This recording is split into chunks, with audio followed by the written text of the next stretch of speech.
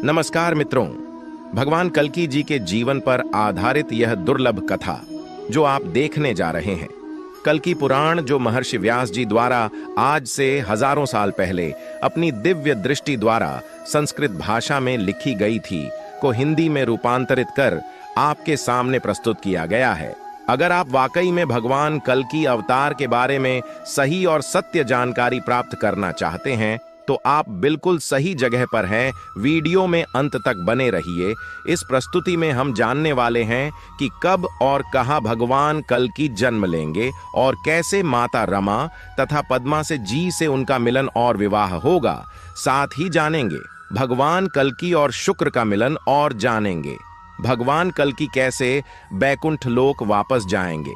तो दोस्तों, बिना कुछ देंगी किए वीडियो को शुरू करते हैं। उससे पहले अगर अभी तक अपने हमारे चैनल को सब्सक्राइब नहीं किया तो कर दे, ताकि भगवान कल्की जी की ऐसी ही जानकारी हमको और आपको प्राप्त होती रहेगी।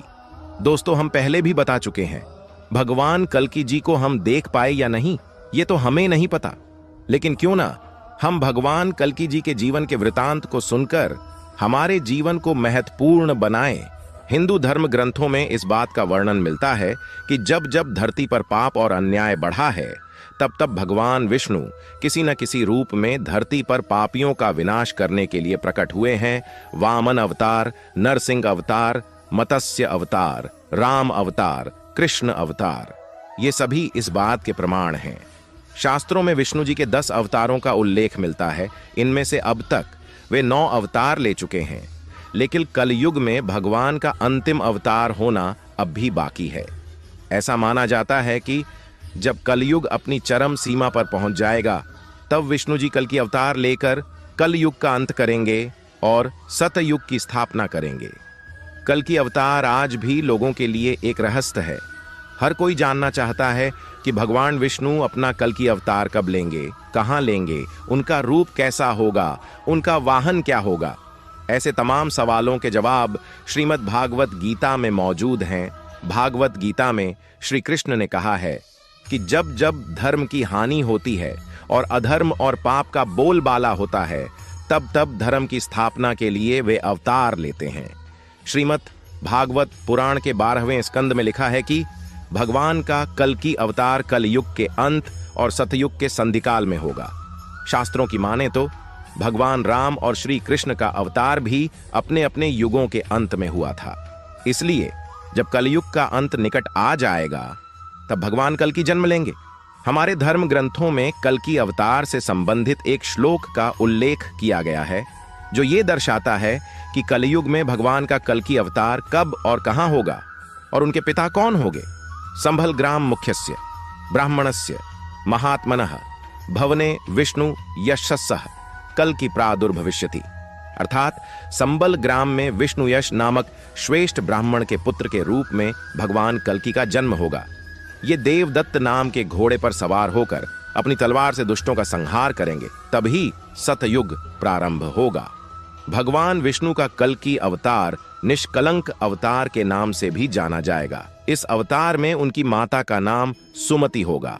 इनके अलावा उनसे 3 बड़े भाई भी होंगे, जो सुमंत, प्राज्ञ और कवि के नाम से जाने जाएंगे। यज्ञबालक्य जी उनके पुरोहित और भगवान परशुराम गुरु होंगे। भगवान श्री कल्की की 2 पत्नियां होंगी, लक्ष्मी रूपी पद्मा और वैष्णवी रूपी रमा। उनके पुत्र होंगे जय, विजय, मेघमाल तथा बलाहक। पुराणों में बताया गया है कि कलयुग के अंत में भगवान ये अवतार धारण करेंगे और अधर्मियों का अंत करके फिर से धर्म का राज स्थापित करेंगे।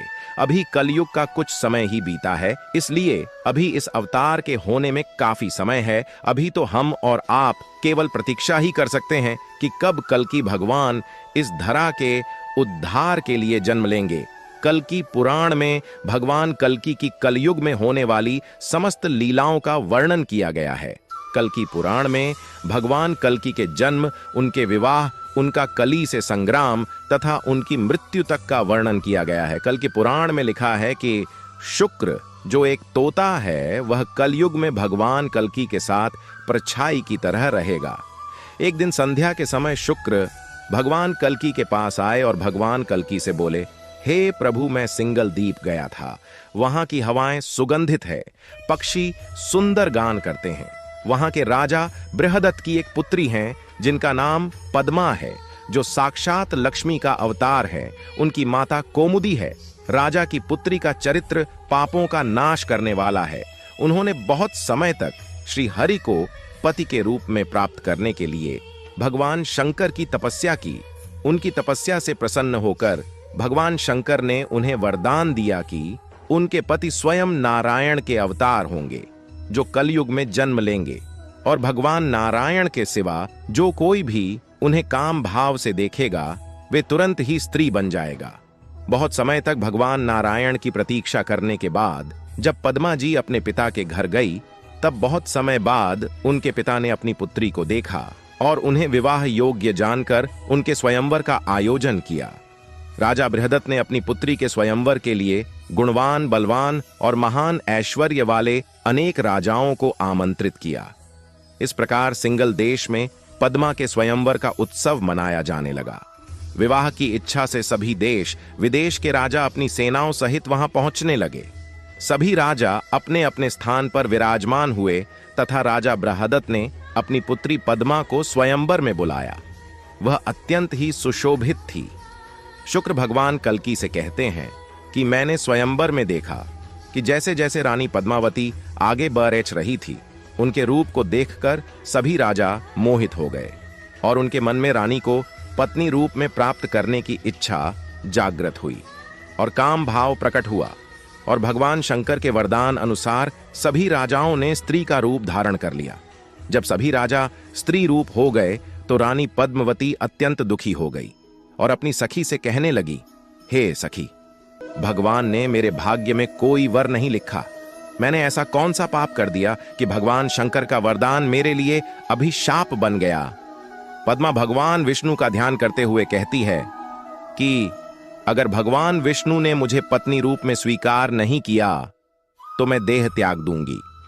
और वह शिव जी के वरदान की सफलता के लिए भगवान विष्णु का पति भाव से ध्यान करने लगी। शुक्र के ये वचन सुनकर भगवान कल्कि भी व्याकुल हो गए और उन्होंने शुक्र से कहा कि है शुक्र, मेरा संदेश लेकर तुम शीघ्र ही मेरी प्रिया पद्मा के पास जाओ और उन्हें आश्वासन दो कि मैं शीघ्र ही उनके पास आ रहा हूं और निश्चित ही पद्मा मेरी पत्नी होगी। यह संदेश देकर तुम जल्द लौट आना। शुक्र ने भगवान कल्कि का संदेश लेकर शीघ्र ही उड्डाच कर संबल ग्राम से सिंगल देश को प्रस्थान किया और रानी पद्मावती के कक्ष के निकट नागकेसर के वृक्ष पर बैठ गया और रानी पद्मा से मनुष्यों की वाणी में बोला, आप चंचल नेत्रों से सुशोभित द्वितीय लक्ष्मी ही प्रतीत हो रही हो। विधाता ने संपूर्ण विश्व की सुंदरता आप ही को दे दी है। शुक्र के यह अद्भुत वचन सुनकर पद्मा जी ने कहा, तुम कौन हो और कहां से आए हो? इस पर शुक्र बोला, मैं सब कुछ जानने वाला तथा सब शास्त्रों का ज्ञानी तोता हूं। मेरा नाम शुक्र है। शुक्र रानी पद्मा से बोला, आप इतने बड्ढे राजा की बेटी हो और इतनी रूपबाण हो, फिर भी इतनी व्याकुल और दुखी क्यों हो रही हो? इस पर रानी पद्मावती बोली, उच्च कुल में उत्पन्न होने से ही सभी काम सिद्ध नहीं हो जाते। जब विधाता विपरीत हो तो सभी काम निष्फल हो जाते हैं। हे शुक्र, यदि तुम्हें पता नहीं है तो सुनो। मैंने अपनी बाल और किशोर अवस्था में भगवान शंकर की आराधना की थी। तब भगवान शंकर ने पार्वती सहित मुझे वरदान दिया था कि भगवान नारायण मेरे पति होंगे। पद्मा शुक्र से व्याकुल होकर कहती है कि मैं बहुत समय से भगवान नारायण की प्रतीक्षा कर रही हूं।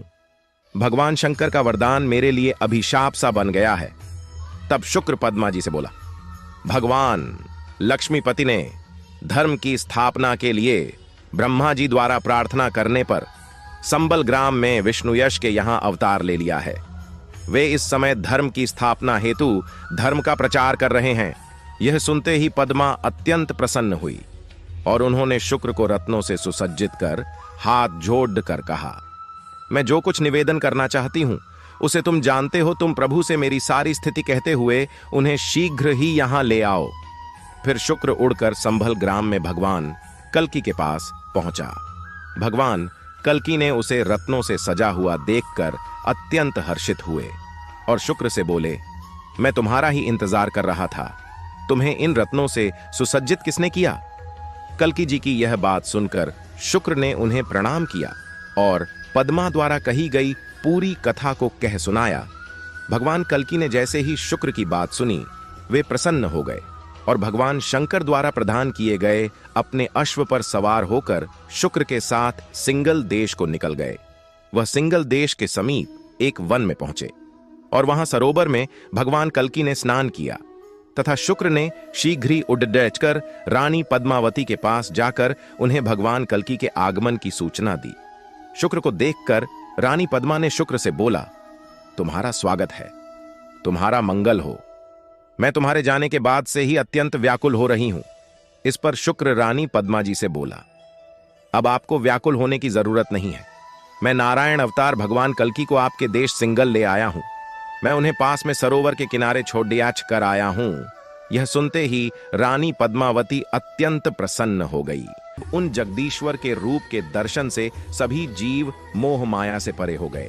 अपने पति कल्की जी के इस अद्भुत रूप को देखकर रमा जी और पद्मा जी भगवान कल्की के प्रकाश की अग्नि में प्रविष्ट होकर भगवान कल्की में ही लीन हो गई और इस प्रकार भगवान कल्की अपनी इस धरा को छोड़ डटकर अपने बैकुंठ धाम को लौट गए। मित्रों, आज की कथा में बस इतना ही। मिलते हैं अगली वीडियो में। जय श्री कल्की भगवान।